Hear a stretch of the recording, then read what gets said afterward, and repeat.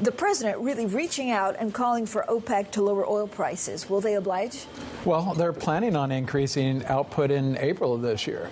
And I think we have to put that increase in the context of sanctions and potential tariffs in Canada.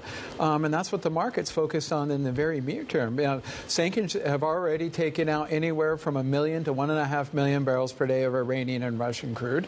Yeah, it's probably there's some redirection going on, but you're losing oil. You can see it in the time spreads on the oil market. And then the big question is Canadian tariffs. I don't think they can do it because it would be so explosive to, as you point out, supply chains in the U.S. and gasoline in particular. But between all of those events, more than enough room for OPEC to bring on that supply come April. Yeah, so Jeff, so again, there were many questions on whether, the new sanctions on Russia really affected supplies. You say yes, undoubtedly. Yeah, I mean, let's say, like the banks are saying 1 million barrels per day on Russia, the trade houses are saying 250. Fine. I'm giving you 500. By the bottom line, these ships are not going into those ports in India and China. Where they're going and where they're sitting, I don't want to get in that debate. No. The bottom line is you're not, but more importantly, by the time you get to 2Q, you have deficits in this market. And you get in 2Q, you have counter-seasonal deficits. There's room for those barrels. Does Donald Trump have a figure of what he wants oil to be? If you go back to the last time he showed his hand on that was 2018 in a tweet of $75 a barrel. Clearly he may think it's, He read the Currie report. Yeah. But I think the key issue is, can he do a lot about it? Just like, it got out of control in 18 and went up to nearly $90 a barrel. And when we think about the current environment, he says he wants drill, baby, drill. Regulation is not a constraint on U.S. production. Capital budgets are there. And, the CEOs in U.S. oil companies said, hey, we're not going to change our policy right now. And I think the key issue is you look at U.S. production, slowing down. The growth is just not there. But why? This is because of demand or just the price? I mean, price and, price, it's becoming the geology on the oil versus gas. You're getting more gas, more liquids than you are oil anymore. So the ability to grow oil, I like to point out, you're at 13 million barrels per day at the eve of COVID. You're at 13.2. Yeah, you went down to like 10 and 5 and back up, but you're not much higher than where you were in 2019, which shows you it's difficult to grow. I find it incredible, and you reminded me, we have this, I see you more than once a year, but this is like our annual January catch-up, and it's incredible, like the price of oil is basically range-bound, right? It goes up and down, but broadly, it hasn't changed that much. Is this year going to be any different? It's over 30 months now it's been that way. That's really, and actually there's only one other period it's been this long. It was late 2012 to mid-2014.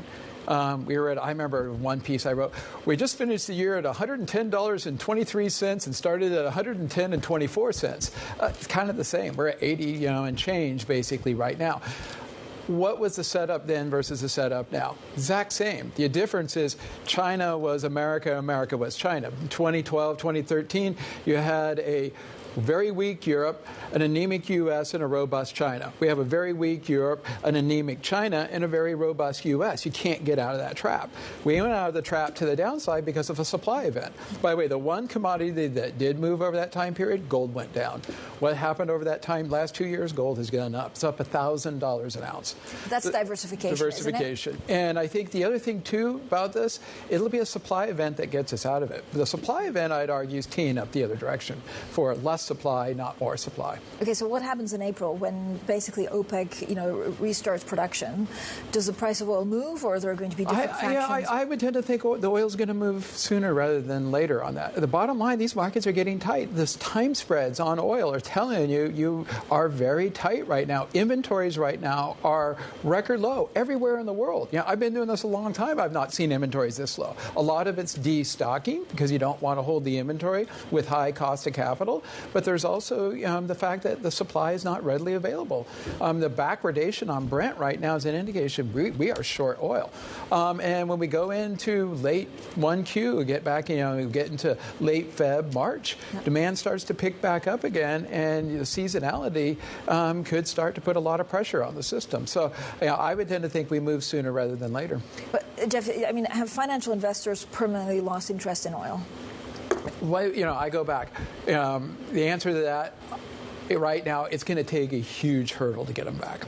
Right. And I think part of it is it's a very volatile market. Even though you're pointed, we stayed flat over that time period. It was like an EKG over that time period. Yeah. 92, high 60s. People are hiding under their desks. Yeah, exactly. Yeah. And I don't even want to comment on the price right now. I'd rather do other things. But the reality is that discourages the investment, and then that discourages investment in the ground. It just compounds the problem and makes it worse as we look out further. But I think that's a really key point, is the investors are absent. And so any move has to be, you have to drive over the pothole for it to move. And are we going to drive over the pothole before OPEC raises production in April? Also by the time they raise production and the market starts to rebalance, it's going to take time. It's like turning a super tanker. You just don't immediately go there. There's been so much excitement about DeepSeek and what it means, of course, for tech AI. How does this play out in the energy markets?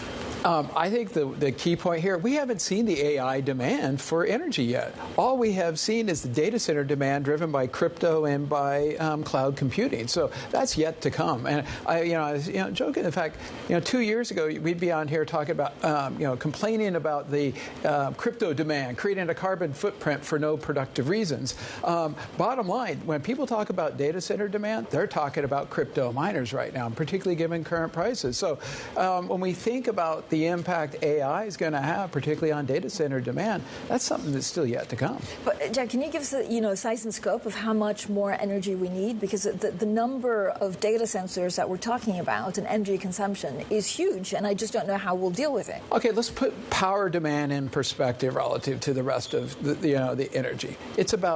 Power is about 20% of global energy, so it's not that big to begin with. Yeah. And then we take the growth in AI in the U.S. We're talking about 5% growth. Overall, power demand in the U.S. is running around 1.7. And so you hear these numbers, it's going to be the size of Japan. It's already the size of Italy. This digitalization, not data centers, I just call it digitalization. This has been going on for 20 years. It's a straight line going up, and it's going to be a straight line continuing to going up, and it's going to all you need is 2 to 3% growth in power demand in Europe and the U.S., and you got a problem. Because we have not been investing in the grid. Yeah. So we've seen a lot of investment in things like renewables, where you've displaced old power generation sources, but the overall grid and the ability to grow, it's not there. So even 2 to 3% type of growth in power demand is enough to start to create serious problems. But so we have a problem. Yes, we definitely have a problem. Is there a way where you don't foresee us having a problem? No, nuclear, or is there some kind of adoption? When I think about the 3 key things you want to watch in commodity markets in 2025, fragility of supply chains is right up the top, followed by low inventories, and then followed by the dollar. So those are the 3 things. But the fragility of the supply chains, and I want to go over the Dunkelflaute in Germany this last winter, which means no wind, no sun, and really cold out.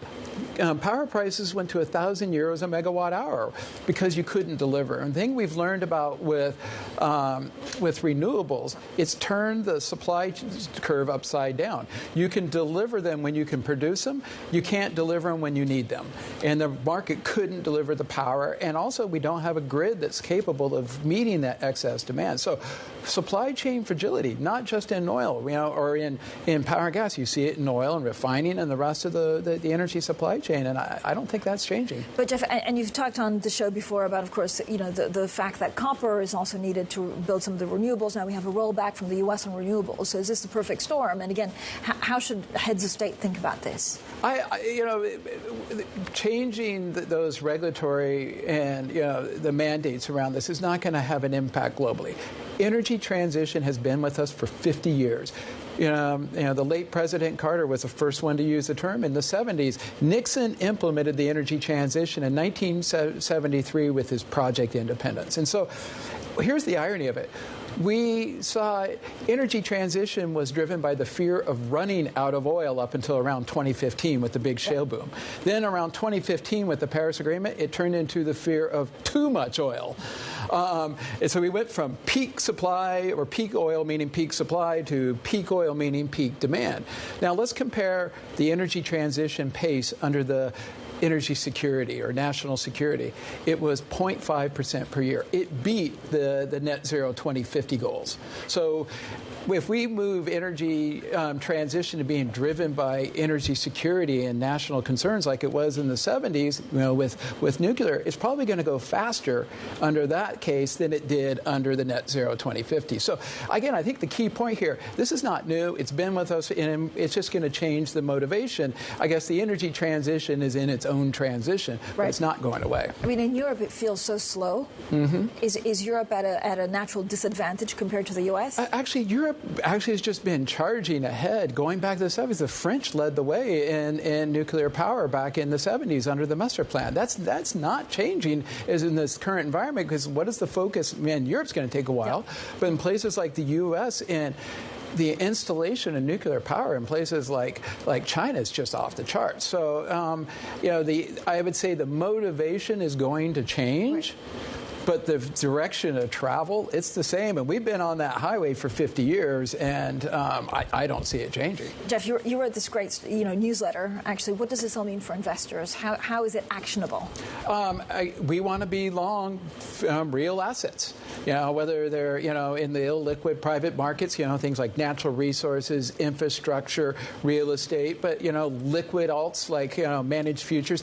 These are all assets that have been out of favor for 20 years. And I think you can capture it in what's happening with the equity bond correlation. It's flipped on its head. By the way, when those commodities started behaving weirdly in late 22, is when that correlation flipped. The investors left. Why did the investors leave? Cost of capital went up and they couldn't employ the leverage anymore. They're out of there.